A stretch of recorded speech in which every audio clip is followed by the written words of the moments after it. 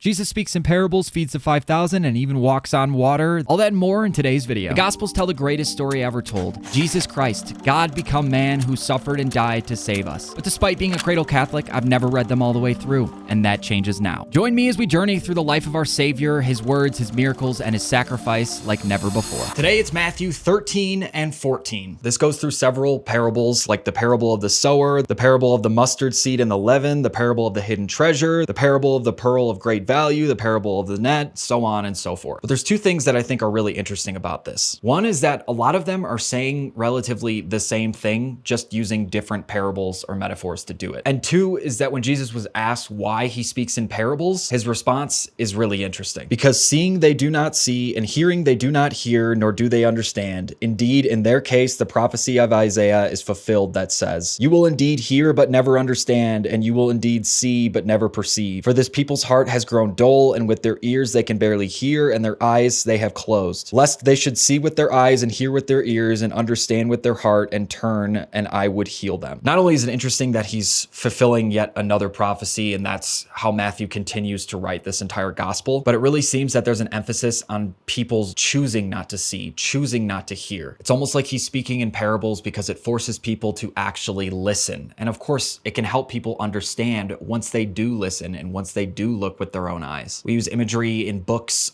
all the time to help paint a picture, to help ingrain what we're seeing or what the reader should be seeing. And that's essentially what I think he's doing here. But of course, Matthew mentions another prophecy by Isaiah when he says, "All these things Jesus said to the crowds in parables. Indeed, he said nothing to them without a parable. This was to fulfill what was spoken by a prophet. I will open my mouth in parables. I will utter what has been hidden since the foundation of the world." Now, I'm not going to go through every single parable. I'd encourage you guys to open up a Bible and read them yourself, or download the Holy Bible app and you can read them for free on there. But those were kind of my takeaways from chapter 13 because a lot of them have a lot of similarities, and that's why I recommend that you read them. And then chapter 14, which is much shorter, but I'm immediately seeing Jesus feeds the 5,000 and Jesus walks on water. So it may be short, but it is not the least of all chapters, that's for sure. So there's a lot here. We start with the death of John the Baptist. Herod had seized John and bound him and put him in prison for the sake of Herodias, his brother Philip's wife, because John had been saying to him, "It is not lawful for you to have her." So Herod wanted him dead, but he wasn't going to kill him because he was afraid of the people's reaction because John was looked at as a prophet. But of course, his sneaky little wife, Herodias, his former brother's wife, by the way, entertained him at a big banquet with a dance. And when she finished, he was so pleased, he said, "Ask of me anything you wish for,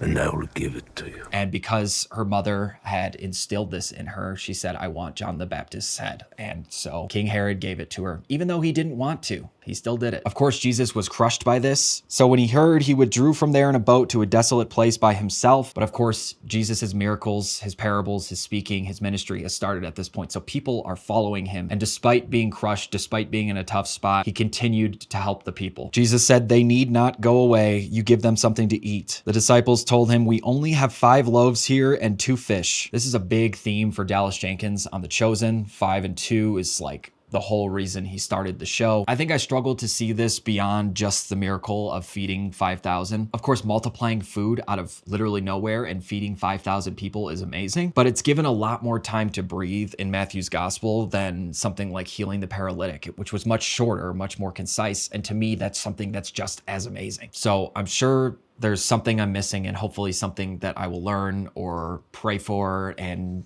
maybe understand better in the future. But the one that really, really gets me, and the reason my confirmation saint was St. Peter, was because of Jesus walks on water. These 2 paragraphs have single-handedly changed my life. "And in the 4th watch of the night, he came to them walking on the sea. But when the disciples saw him walking on the sea, they were terrified and said, 'It is a ghost,' and they cried out in fear. But immediately Jesus spoke to them, saying, 'Take heart, it is I.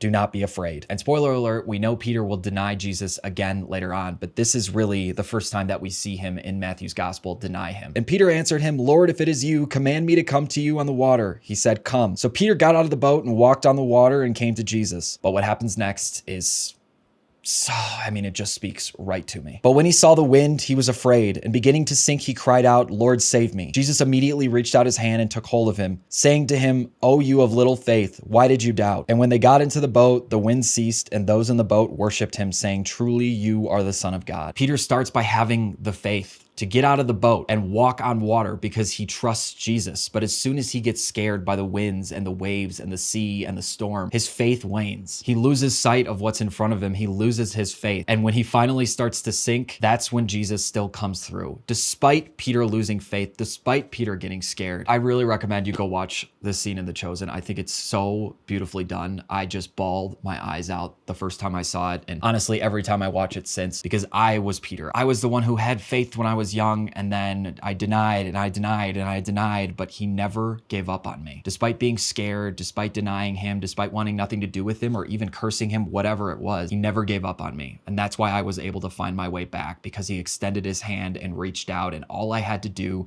was reach up and grab it, just like Simon in this situation. I think this is one of the most beautiful parts of the entire gospel, and I like how Matthew writes it. I'm curious to see how or if it's shown in other gospels, but I will always remember this in my times of doubt or in my times of being scared or frustrated or anxious. I'll always remember that even if I lose faith, Jesus will still extend his hand and still reach out for me. All I have to do is reach back. Not to mention, he literally stopped a storm in its tracks while they were in the middle of the sea. So, I mean, that's pretty cool too. If you're not convinced by the rest of it, you know, the whole walking on water thing and feeding 5,000 people from 5 loaves of bread and 2 fish, the guy stopped the storm in its tracks. If that doesn't scream Son of God, I don't know what does. But that's all for today. Chapters 13 and 14, 2 really big ones and 2 really moving chapters. Subscribe so you don't miss the rest of this series, and I'll see you guys tomorrow.